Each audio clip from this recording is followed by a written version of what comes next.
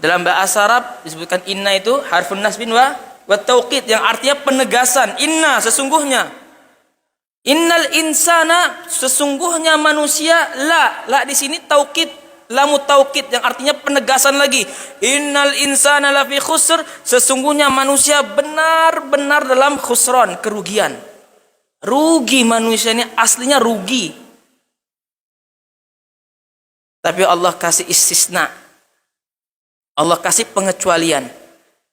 Illalladzina, yang pertama amanu, yang pertama mereka yang beriman kepada Allah tak jadi orang rugi.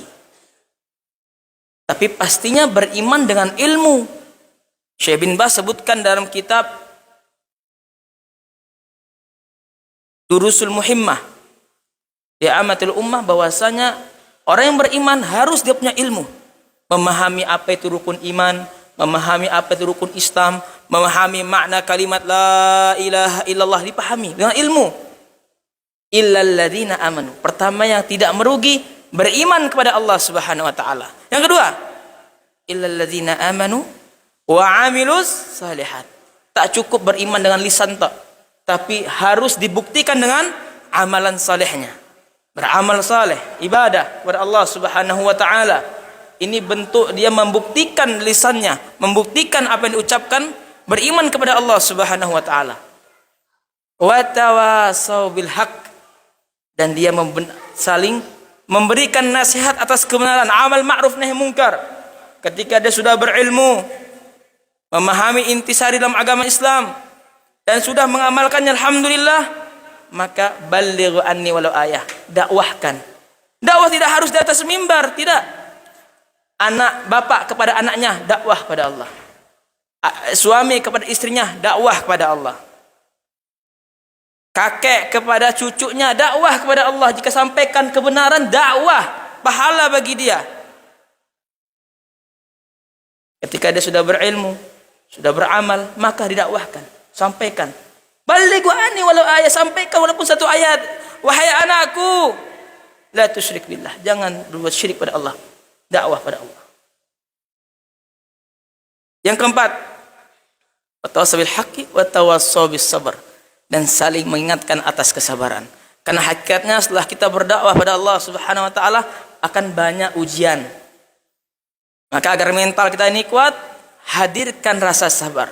Dan sabar yang paling utama adalah ketika mendapatkan ujian dan kita di detik itu kita sabar. As-sabru fi sadmatil ula, ketika sabar itu datang, ketika musibah datang kepada kita dan kita di detik itu sabar, maka itulah pahala yang subhanallah, kesabaran tingkat paling tinggi. Innama yuwaffas sabiruna ajrahum bighairi hisab. Tidak ada yang bisa memberikan pahala kesabaran kecuali Allah Subhanahu wa taala yang sangat besar pahalanya.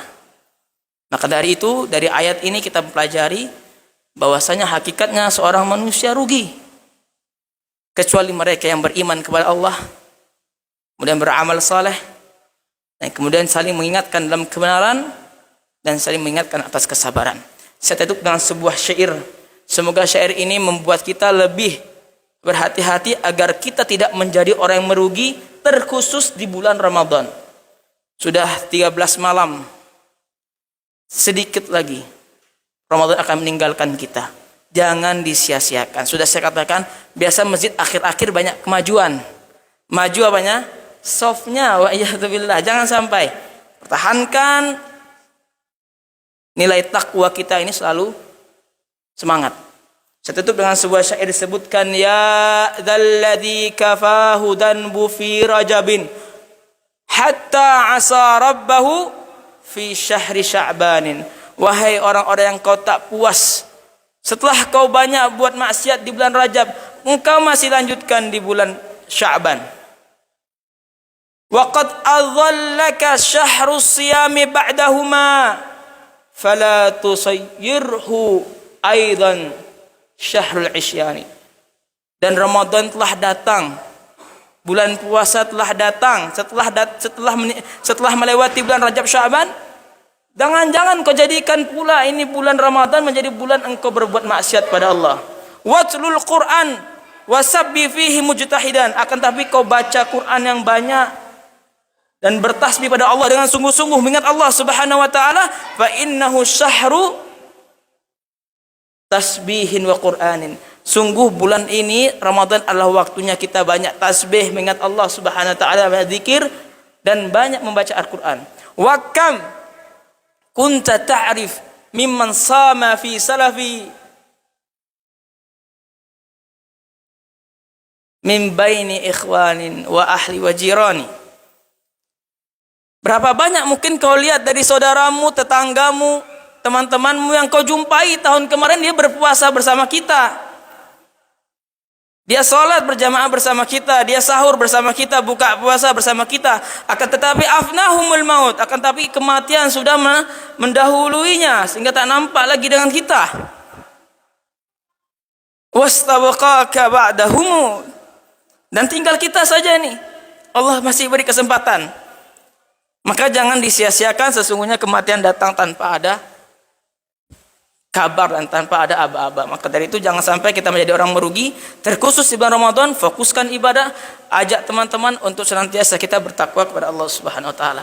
Mungkin hanya ini yang dapat saya sampaikan, dan kita berdoa kepada Allah Subhanahu wa taala semoga jamaah ini menjadi kelak jamaah yang kita akan berkumpul di akhirat Allah, di dalam surganya Allah insyaallah. Hada ma aqulu lakum wa sallallahu ala nabiyyina Muhammadin wa ala alihi wa sahbihi ajmain. Assalamualaikum warahmatullahi wabarakatuh.